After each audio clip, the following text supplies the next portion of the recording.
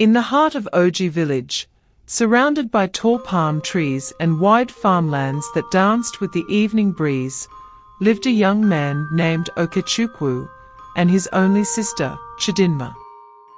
They were orphans. Their parents had died when they were still small, leaving behind a mud house and a tiny piece of farmland. Chidinma, though young, was wise beyond her years. She worked tirelessly to keep them alive, hawking akara and pap every morning in the village square. But Okechukwu was a different kind of man. He hated poverty with passion, yet he hated work even more. His heart burned with envy whenever he saw men like Chief Adetola, the rich merchant whose mansion glittered with imported tiles. Every day, Okechukwu would sit by the stream, brooding, muttering to himself, "How can I continue like this? When will fortune smile upon me?" He began to visit strange herbalists, men who lived at the edge of the forest and spoke in tongues of ancient spirits. One night, he met Baba Orodbu, a feared sorcerer said to command wealth spirits. Baba Orodbu's hut was surrounded by skulls of animals, dried herbs, and a red clay idol that glowed faintly in the dark. When Okechukwu entered, the old man's voice echoed like thunder. "You have come for money," Baba Orodbu said, not looking up. "Yes, Baba. I am tired of suffering," Okechukwu replied. The old man sniffed, spat into the fire, and whispered, "The spirits of wealth demand a pure heart, not yours, for yours is already corrupted by greed, but the heart of one who loves you without condition." Okechukwu's stomach tightened. He understood what that meant. "Baba," he stammered, "my sister Chidinma, she loves me more than anyone else." Baba Orodbu's eyes glowed red in the dim light. "Then her heart shall open the door of riches for you. Bring it before the next full moon, or lose the chance forever." Okechukwu left trembling. 4 days he could not eat nor sleep. Chidinma noticed. "Brother, are you all right?" she asked one morning as she served him yam porridge. "I'm fine," he lied, forcing a smile. But greed is a disease that blinds the soul. That night, as the moon bathed the village in pale silver, Okechukwu sharpened a cutlass behind their hut. His hands shook, his eyes filled with tears, but the devil of greed whispered stronger than his conscience. When Chidinma came out to fetch water, he called softly, "Nma, come, help me with this rope." As she bent, trusting and gentle, Okechukwu raised the cutlass, and in one terrible strike, the night was split by her cry. Birds scattered from the trees. He buried her body behind the hut and wrapped her heart in a white cloth. The next morning, he carried it to Baba Orodbu, who performed the ritual. Smoke filled the hut. The old man chanted incantations and poured blood into a calabash.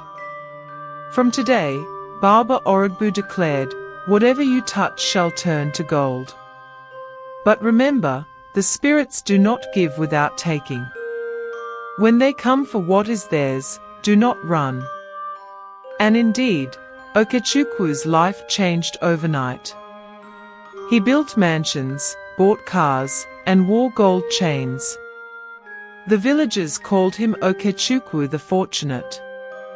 He married a beautiful woman named Ngozi, and together they had 3 daughters, Amara, Ezin, and Ifunanya.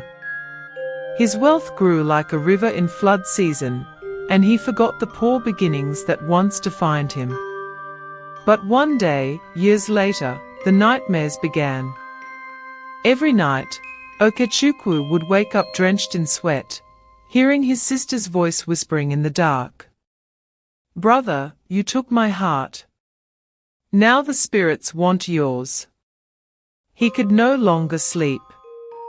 His meals turned bitter in his mouth. In fear, he returned to Baba Orogbu, now frail and blind with age. The old man shook his head slowly when Okechukwu told his dream. I warned you, Baba said, the spirits of wealth are never satisfied. They demand another offering, a heart pure and unstained by greed. This time, it must come from your bloodline. Okechukwu's mouth went dry. You mean, from my own children? Baba Orogbu looked away. If you want your riches to remain, then yes. The gods demand another sacrifice, a pure heart, and it must come from your own flesh and blood. Okechukwu staggered back home, weeping. But greed had long eaten deep into his soul. He fought his conscience for days, and finally, he chose wealth over love once again. That night, he went into Amara's room, his first daughter, who was only 8. The little girl smiled in her sleep, dreaming innocently. With trembling hands, he did the unthinkable. The next morning, he buried her quietly and lied to his wife that the child had been kidnapped. The villagers searched for days, but the girl was never found. Months later, his wealth doubled again. He built another mansion, bought more cars, and opened shops across the land. But the nightmares returned, stronger than before. Chidinma's voice now wept in chorus with Amara's. Brother, father, the blood you shed calls for justice. He rushed back to Baba Orogbu again, crying, Baba. The voices won't stop. The old man looked at him with pity. They want more. The spirits have tasted blood. They will not stop until you are empty. And so, one by one, he sacrificed his second daughter, Ezin, in the same dark manner. His wife Ngozi grew suspicious. Her once loving husband had turned cold, restless, and dangerous. When she discovered blood-stained clothes hidden behind the house, she trembled in horror. That night, she took their last child, Ifunanya, and fled from the mansion under the cover of darkness. By dawn, they were gone. Okechukwu searched madly, but he never found them. And when there was no one left to sacrifice, his wealth began to crumble before his eyes. His cars caught fire without reason. His mansions collapsed during calm weather. His accounts ran dry. Even the ground beneath his feet seemed to reject him. He returned to Baba Orogbu one last time, but the old man was dead. The shrine was cold and empty. Only the whisper of the wind answered him. The spirits have taken what they gave. Within weeks, Okechukwu lost everything. The villagers who once hailed him as Okechukwu the Fortunate now called him Okechukwu the Cursed. He wandered the streets half-naked, muttering to himself, eyes wild, haunted by the ghosts of his sister and children. Every night, he would cry into the wind, Chidinma, forgive me. Please forgive me. But the wind never answered, only the hoot of an owl, and the echo of his own madness.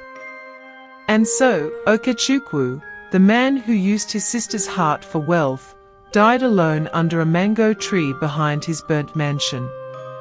To this day, the people of Oji village say that on moonless nights, you can still hear his voice echoing through the wind. Greed, greed, greed. Moral of the story.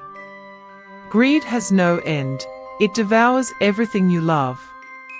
When you feed your wealth with blood, your joy will bleed with it. The spirits may bless, but they never forget their price. No riches can replace the love of family.